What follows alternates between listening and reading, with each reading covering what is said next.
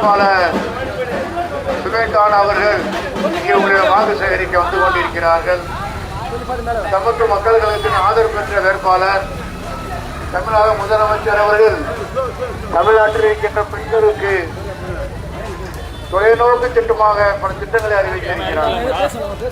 குடும்பத் தலைவிக்கு மாதம் 1000 ரூபாய் வழங்கிக் கொண்டிருக்கிறார்கள்.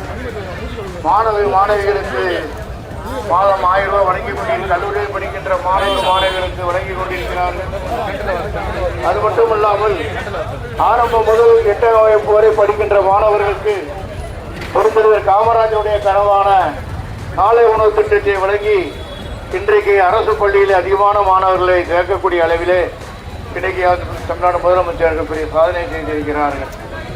5 ஆண்டுகள் பார்த்திருப்பீர்கள், குடிநீர் பிரச்சனையே இல்லாத ஒரு அரசு 5 ஆண்டுகளாக குடிநீர் பிரச்சனையே கிடையாது.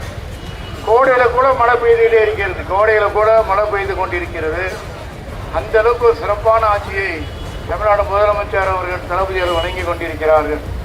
வருகின்ற சட்டப்பேரவையிலே வெற்றி பெற்று மறுபடியும் அவர்கள் தமிழ்நாடு முதலமைச்சராக பதவியேற்க வேண்டும் என்பதற்காக தான் இந்த தினம் இந்த பகுதியிலே இருக்கின்ற உங்களெல்லாம் வாக்கு சேகரிக்க வரி தந்திருக்கின்றேன்.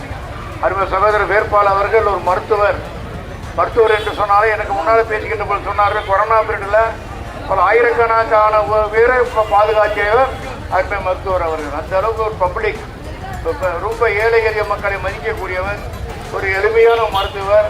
இந்த தொகுதிக்கு வந்து கிடைத்திருக்கிறார்கள். அவர்களுக்கு வருகின்ற 23ஆம் தேதி மிக அதிகமான வாக்குகளை செலுத்தி லட்சத்துக்கும் மேற்பட்ட வாக்குகள் வித்தியாசத்தில் அவர் வெற்றி பெற வைக்க வேண்டும் என்று எங்களுடைய சார்பாக கேட்டுக்கொள்கிறேன். நன்றி, வணக்கம். சொல்லிக்க விரும்புகிறேன், திராவிட பாடலில் வந்து எல்லாருக்கும் எல்லாமே நிறைய விஷயம் கொடுத்துருக்காங்க தலைவர். அதை நான் சொல்லணும்னு அவசியம் இல்லை, உங்க எல்லாருக்குமே தெரியும்.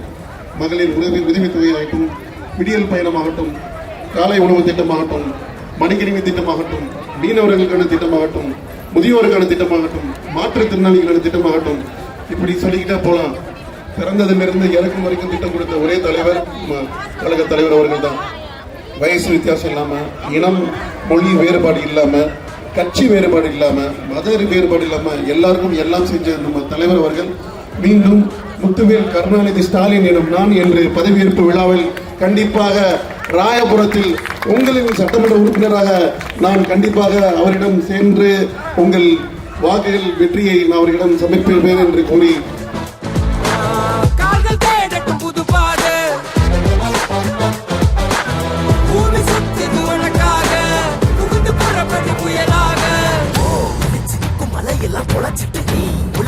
வெளிச்சத்தை எடுத்துட்டு அந்த வாசல் வழி தொடங்கட்டும்.